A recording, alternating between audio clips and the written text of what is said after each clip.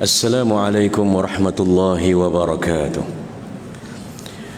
Al-Fadhil Imam Nazir Pengerusi Seluruh Jawatan Kuasa Muslimin Muslimat yang dirahmati Allah sekalian, kita mulakan perkongsian ringkas kita zuhur ini dengan Ummul Kitab Al-Fatihah.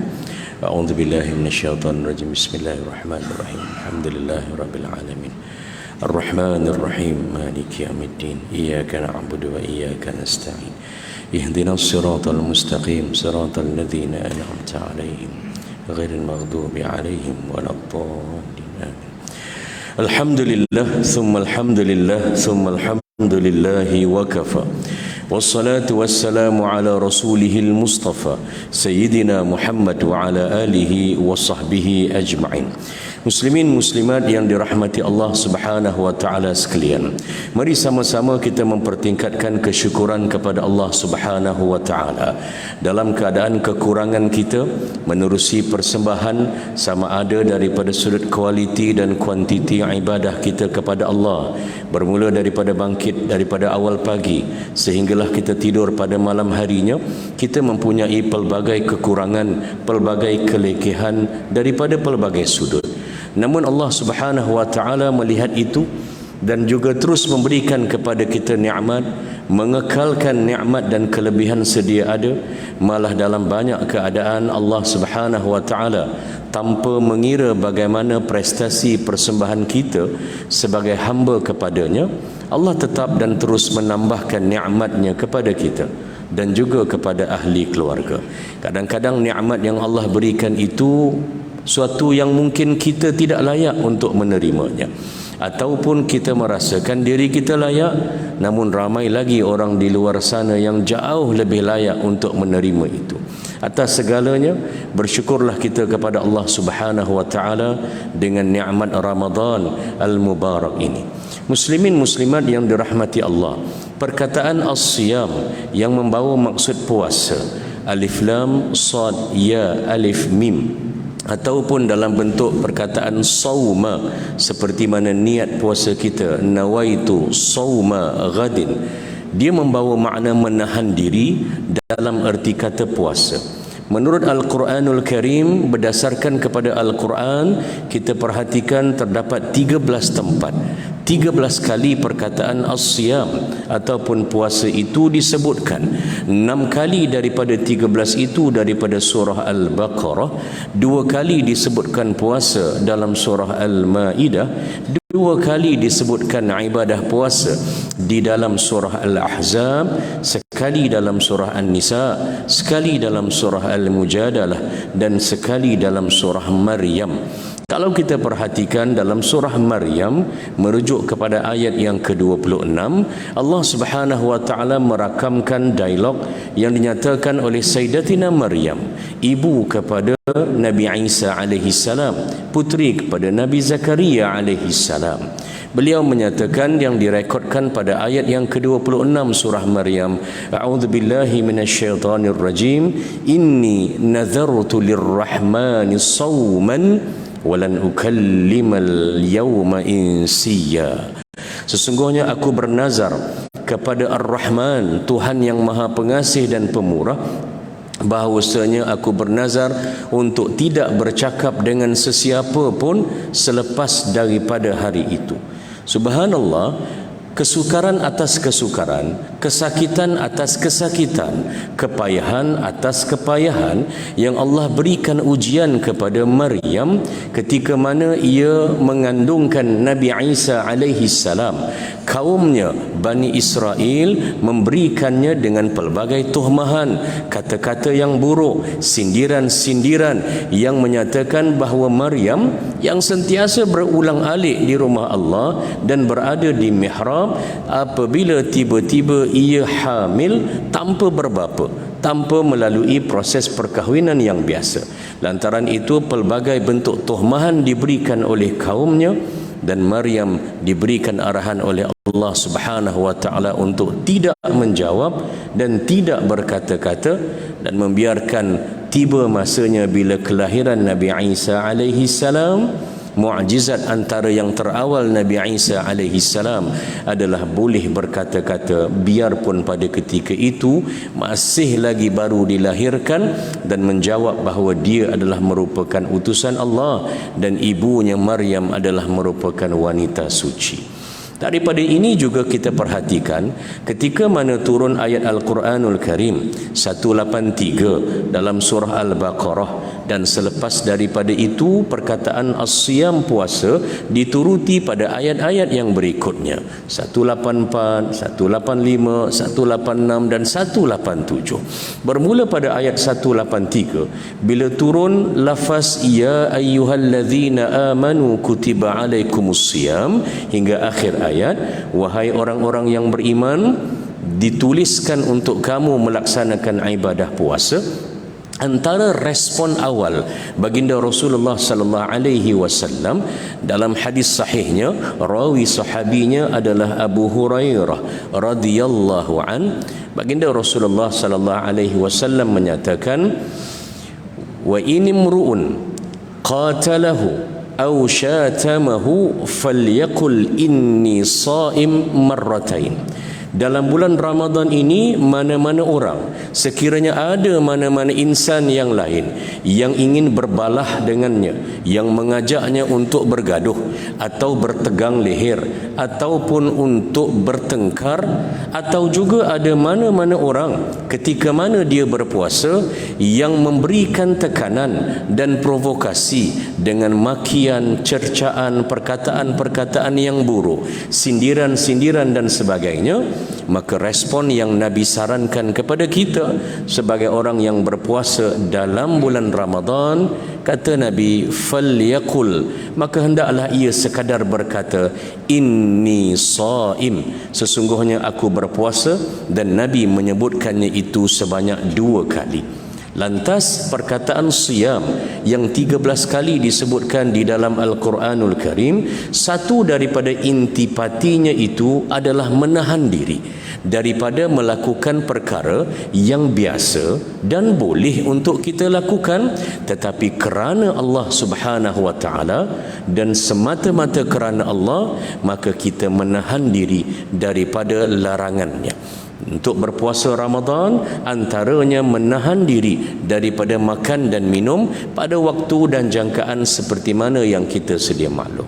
Lantaran itu, untuk menjadikan diri kita konsisten serta dapat melaksanakan istiqamah, mampu untuk terus bermotivasi selama 30 hari bagi mendapat keredaan Allah Subhanahu wa taala dan ganjarannya diampunkan dosa-dosa yang terdahulu, maka ibadah puasa dan santunan ibadah qiyam pada malam-malam Ramadan, keseluruhan Ramadan mestilah sentiasa dialas ataupun disandarkan dengan rasa seronok, rasa gembira untuk melakukan.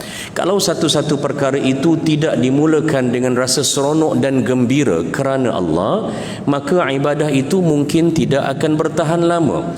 Kalau kita sekadar berwudu, pegang Al-Quran dan membaca Al-Quran tanpa ada sebarang sasaran ataupun rasa keseronokan untuk mendapat ganjaran semata-mata dari Allah, mungkin sampai 3 atau 4 ayat kita dah rasa letih, kita dah rasa lelah, kita mungkin jemu dan bosan, kita nak cepat-cepat memegang mungkin telefon bimbit kita kerana tarikan lebih banyak ada di sini berbanding dengan mushaf Al-Quran yang sedang kita pegang ataupun kita baca.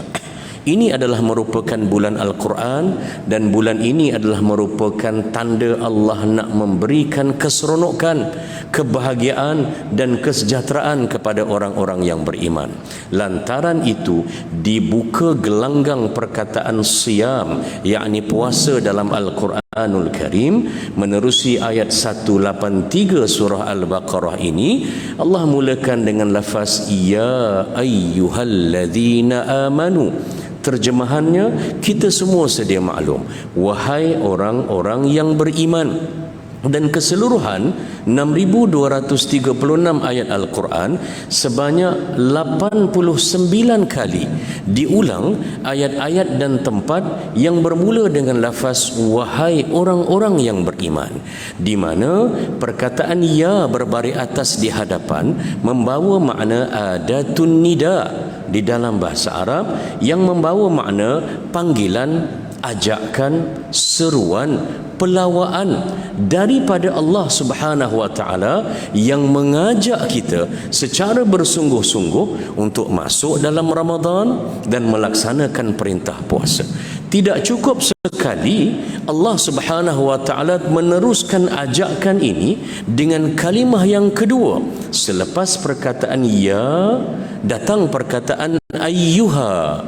Huruf ha alif di belakang itu dalam grammar nahwu bahasa Arab disebut sebagai ha zaidah, ha tambahan, tapi perkataan ayyu membawa makna yang sama dengan perkataan ya, iaitu wahai ataupun hai, panggilan, ajakan, pelawaan, dan diulang dua kali sebagai tanda bersungguh-sungguh Allah Subhanahu wa taala mahukan untuk mengampunkan dosa kita.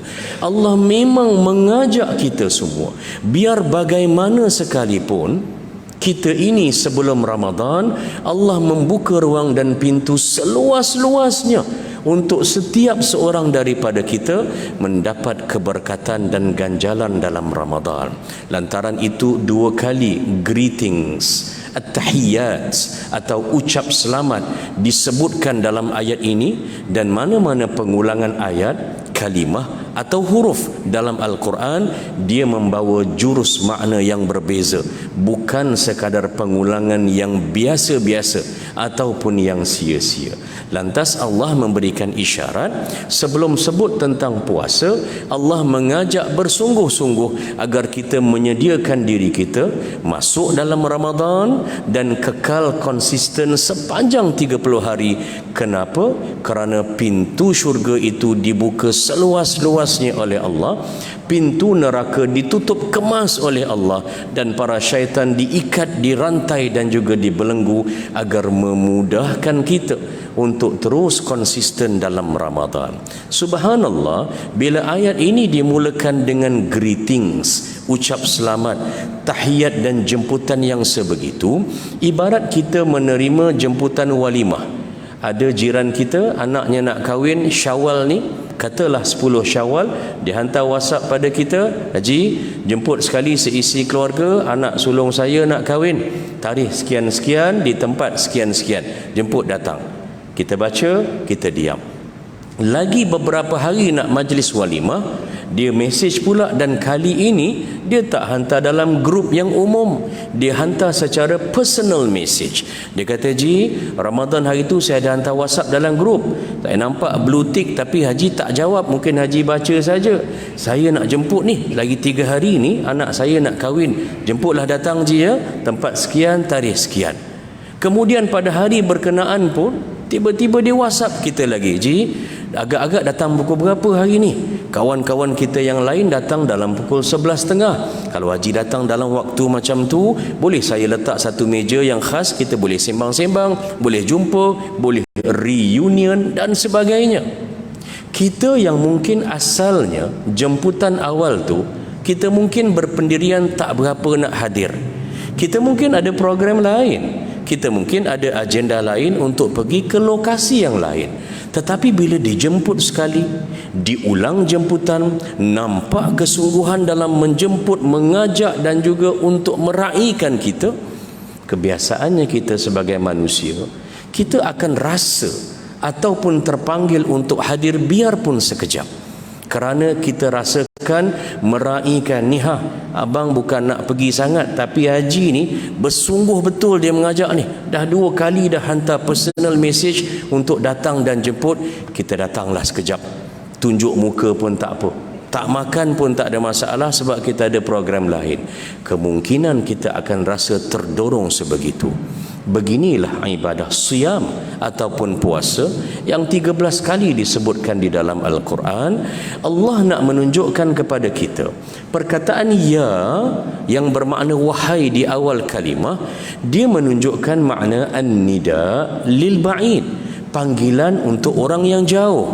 Dan perkataan ayyu selepas perkataan ya, ayyuha itu membawa makna an-nida lil qarib dalam bahasa Arab, iaitu panggilan jemputan kepada orang yang dekat.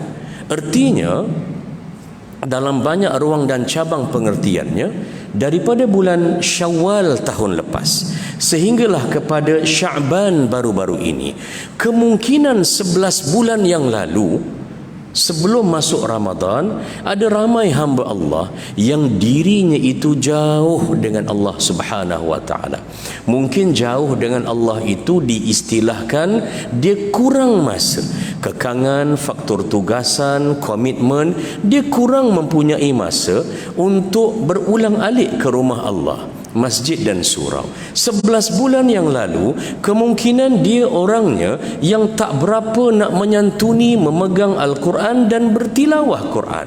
Mungkin juga 11 yang lalu, bulan yang lalu, dia orangnya tidak berapa nak gemar ataupun agak berat untuk menyantuni ibadah-ibadah sunat seperti sunat rawatib yang mengiringi sebelum dan selepas solat fardu, ataupun solat sunat taubah. Ataupun 11 bulan yang lalu dia jarang sangat dapat berpeluang untuk melaksanakan qiyamul lail. Dia kurang mungkin bersedekah, dia mungkin biasa-biasa, hubungannya dengan ibu dan ayahnya tak berapa settle.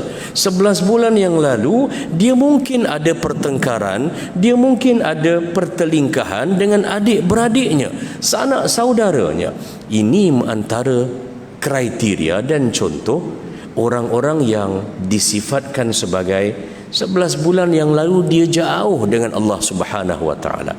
Namun bila Ramadan, bila siam, Allah tak tengok biodata kita yang lalu. Allah tidak melihat rekod kita dalam buku amalan kita 11 bulan yang lalu. Allah tidak menyatakan kamu 11 bulan yang lalu pun tak berapa nak okey, tak payahlah masuk Ramadan. Allah tidak memberikan sebegitu. Allah bukakan pintu dan memberikan jemputan ataupun panggilan seakan arahan dan perintah puasa ini tak nampak macam arahan. Dia lebih kepada ajakan dan pelawaan, jemputan khusus daripada Allah. Sama ada kita jauh dengan Allah dulunya sebelum Ramadan, ataupun mungkin kita alhamdulillah dekat dengan Allah dan aktiviti-aktiviti yang mendekatkan kita dengan Allah. Allah tidak membanding beza. Allah tidak menilai kita dengan keburukan kita 11 bulan yang lalu. Allah jemput dan ajak setiap seorang daripada kita untuk masuk, mengisi, memakmurkan dan mendirikan Ramadan siangnya dan malamnya. Setiap seorang daripada kita mempunyai peluang yang sama. Tidak perlu ada rasa rendah diri, jangan rasa low profile dalam melaksanakan ibadah dalam Ramadan. Jangan tahan diri dalam melakukan dan juga mencabar diri secara positif untuk menambahkan amalan-amalan sunat. Jangan beranggapan tak payahlah, nanti bila dah habis Ramadan, masuk Syawal, masuk Zulkaidah, aku balik semula macam 11 bulan yang lalu. Subhanallah, buangkan dan letak ke tepi rasa dan perasaan sedemikian. Tak payahlah aku cuba untuk soft di depan, 3 soft di depan dalam solat tarawih. Biarlah aku biasa-biasa, macam biasa duduk di belakang, duduk di hujung. Tak payahlah aku buat itu dan ini, nanti lepas Syawal aku balik semula kepada cara yang terdahulu. Kalau boleh kita cuba buangkan perasaan dan gambaran ini. Jangan low profile dengan amal ibadah Ramadan, kerana pertamanya Allah Subhanahu wa taala jemput kita semua. Kedua, Allah tidak memilih dan menilai walau bagaimana buruk sekalipun dan jauh kita dengan Allah 11 bulan yang lalu, Allah ajak kita untuk mendapatkan pengampunannya. Dan yang ketiganya, siapa saja diri kita tanpa mengira umur, pangkat, kedudukan, jawatan, setiap seorang berpeluang untuk mendapat keampunan daripada Allah. Pahala yang berlipat kali ganda yang Nabi sebut dalam hadis tentang Ramadan, wal hasanatu bi asyri amthalihi. Satu kebaikan biarpun kecil, orang tak nampak, orang tak viral, 10 kali ganda digandakan oleh Allah pahalanya. Dan 10 itu bukan jumlah yang definite. ia sekadar menunjukkan betapa Allah akan memberikan lipatan kali ganda lebih daripada apa yang mampu difikirkan oleh manusia. Ini juga merupakan bulan yang Allah berikan malam Al-Qadar, di mana kita akan dikurniakan insya-Allah, sebutlah amin, malam Lailatul Qadar. 83 tahun lebih kurang ibadah 24/7 non-stop. Umur kita pun belum tentu mencapai usia sedemikian, tetapi ini diberikan khusus di dalam bulan Ramadan. Antaran itu, bersangka baiklah dengan Allah dan wujudkan rasa gembira dengan kehadiran Ramadan. Santuni ia dengan menjaga serta memelihara amalan-amalan yang fardu. Dalam masa yang sama, mencabar diri kita secara positif, meletakkan sasaran untuk meningkatkan amalan-amalan sunat, sama ada menerusi ibadah solat, bersedekah, infak, wakaf dan sebagainya, memberi makan kepada orang yang berbuka puasa. Kalau tidak mampu kesemuanya, maka sekurang-kurangnya seorang, paling tidak ada yang orang buat ikut kemampuan, dia pergi ke mana-mana gerai, petang-petang di bazar Ramadan, dibelikan beberapa set kuih. Satu set kuih itu 5 biji RM3. Sesiapa sahaja yang dia jumpa yang berpuasa, maka dia berikan. Dia tidak mampu untuk memberikan full whole set meal untuk orang yang berbuka, setidak-tidaknya sekadar kemampuan, dan dia berusaha subhanallah untuk memperbanyakkan tilawah Al-Quran.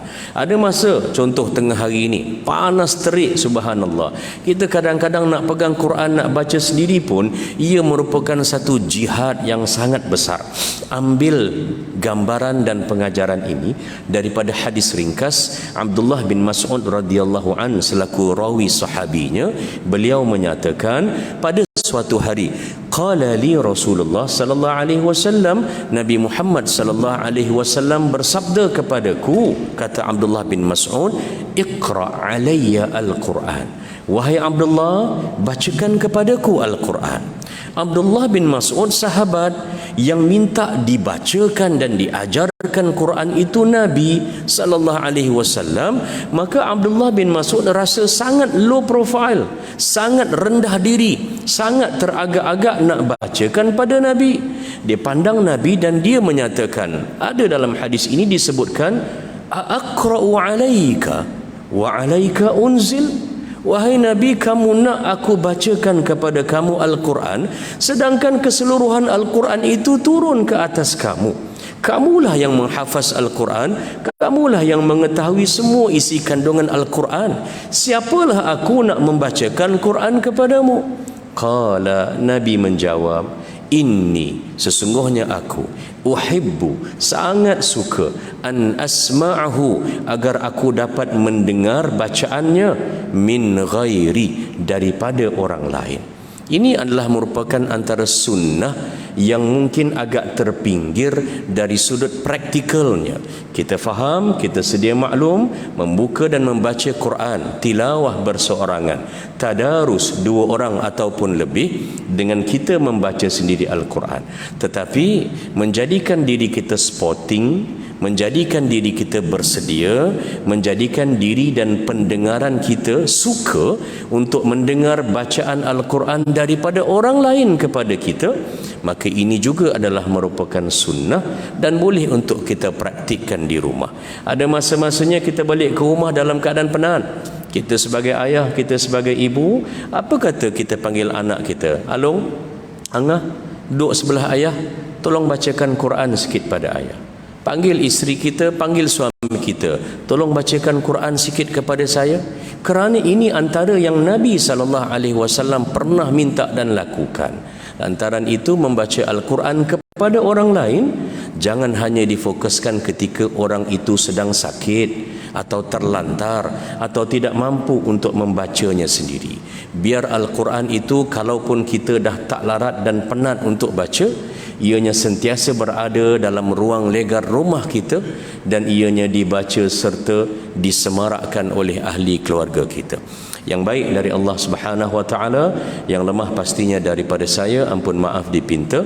Ramadan Karim, Allahu akram. Mudah-mudahan kita menjadi orang yang akan keluar daripada Ramadan dalam keadaan diampunkan dan dihapuskan segala dosa-dosa kita yang terdahulu, amin. Dan mudah-mudahan kita dikurniakan dengan malam Lailatul Qadar, amin.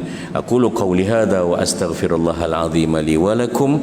Wassalamu alaikum warahmatullahi wabarakatuh. Tasbih kafarah surat Al-Asr. Subhanakallah bihamdik, asyhadu an la ilaha illa anta, astaghfiruka wa atubu ilaik. Wal 'asr innal insana lafi khusr wa tawassaw bil haqqi wa tawassaw bis sabr.